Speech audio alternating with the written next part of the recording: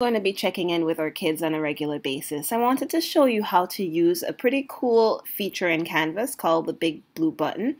And it works pretty much like Skype, but it gives you so many more options, and I think it's pretty cool. So I wanted to share it with you today.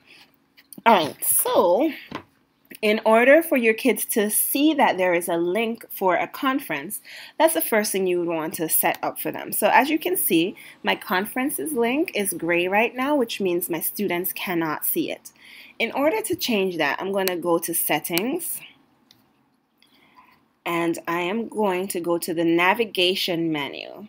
So as you can see, the conferences menu, the conferences link is disabled. It's down here, it's gray. So we can take it and we can just drag it up here, and now it's enabled and the students will be able to see it. All right, so we want to save this. And now that we have the conference link enabled, we can click on Conferences. And as you can see, I just created a conference, but I'm going to create a new one so you can see what's going on. So in order to create a new conference, a new meeting that we can see each other, hear each other, speak, we go to Conference, we name it. So let's name it Algebra 2 and Trig Party Time.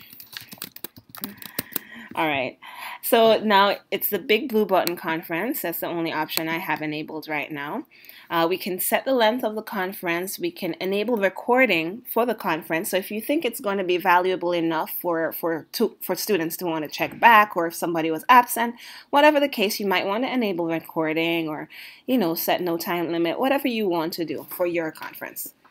Okay, so at this point I can invite all members of the course, or I can select a few to invite. I can invite, right now I only have 3 people in my course.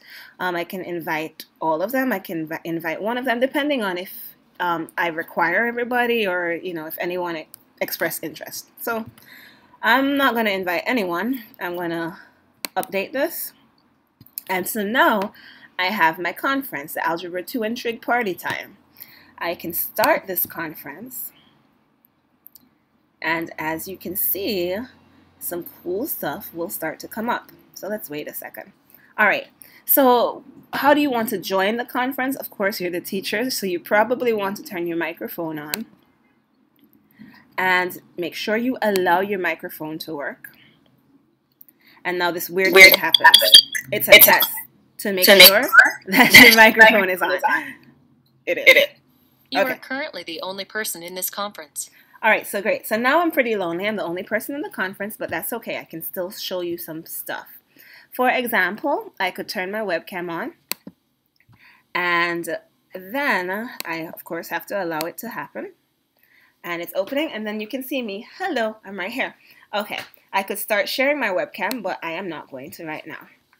Okay, I could also share my desktop with students. I could stop sharing my microphone. I could use a whiteboard. So over here, we have options for a whiteboard, and we can play with them. We can draw on our whiteboard. We can make shapes, whatever we want to do. So you definitely want to play with all these options over here. We can even chat. But why would we chat if our microphone is on? Maybe you have a reason to. I'm not sure. Okay, cool. So now that we have taken a look at our Big Blue Button, let's see what the students see. All right, so I'm going to go to my student view. And in my student view, let's see. So in my student view, now as you can see, there is a link for conferences. So as a student, I'm going to go to Conferences. And it says I cannot access this functionality in Student View because I'm not an actual student. But an actual student would be able to probably view the conference, I am guessing. If not, there is another option, and I'll show that to you right now. So I'm going to leave Student View. So make sure we leave. So of course, if you had sent out the email invite, they could join the conference through the email. That is one way. Another way is to actually put it on their calendar. So if we scroll down into the syllabus, we'll notice that I had set up office hours. Now, Point to note, this does not automatically happen. In order to set up your office hours and have it show up on the syllabus, you have to put it in the calendar. So how do we put things in the calendar? Well, we use this calendar link up here that's been sitting here and not touched by me ever. Okay, so we go to calendar. And now once we are in calendar, we can schedule whatever we need to schedule. So it's taking a while to load. Okay, so once you're in calendar, oh, it disappeared again. Let's see. Come on. All right. Oh, it keeps going away. I'm not sure why. All right. Well, maybe you might want to take my word for this. Oh, there we go. It came back. Once we're in calendar, go to scheduler.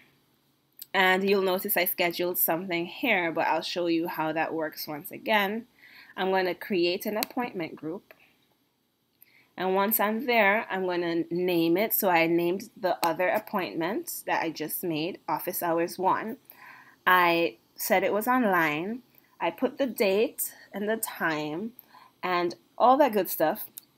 And then I saved and published it. And once I saved and published it, so I'm going to just X out of this because I have it here already. So once I saved and published it, then as a student, so this is the last time I'm going to go back to student view so you can see what happens. Okay, so as a student, let's get there quickly.